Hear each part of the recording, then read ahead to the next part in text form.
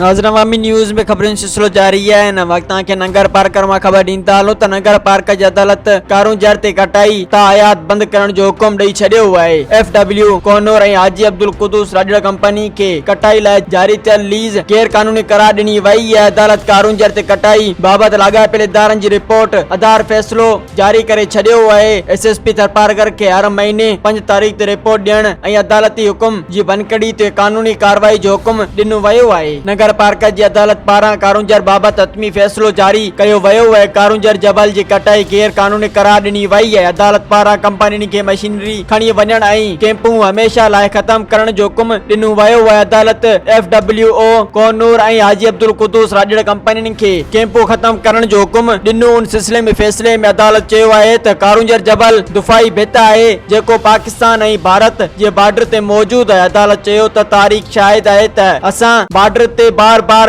जेड़े जो शिकार थींदा रहिया आहियूं। तारीख़ी हवाले सां ख़बर पए थी त मुकामी माण्हुनि खे कारूंजर जबल सबब तहफ़ुज़ मिले थो। अदालत पारां हुकुम ते अमल न कंदड़ कंपनी खिलाफ 188 PPC तहत केस दाख़िल करण जो हुकुम पिण ॾिनो वियो आहे। अदालत SSP थरपारकर खे हर महीने 5 तारीख़ ते रिपोर्ट दाख़िल करण जो हुकुम ॾेई छॾियो आहे। अदालत चयो त कारूंजर जबल मुकामी माण्हुनि चौपाए माल ऐं जंगली जीव जे खाद खुराक जो ज़रियो आहे। मज़ीद खबरों और तफसीलात के लिए विजिट करें हमारी वेबसाइट www.awamiNewsHD.com।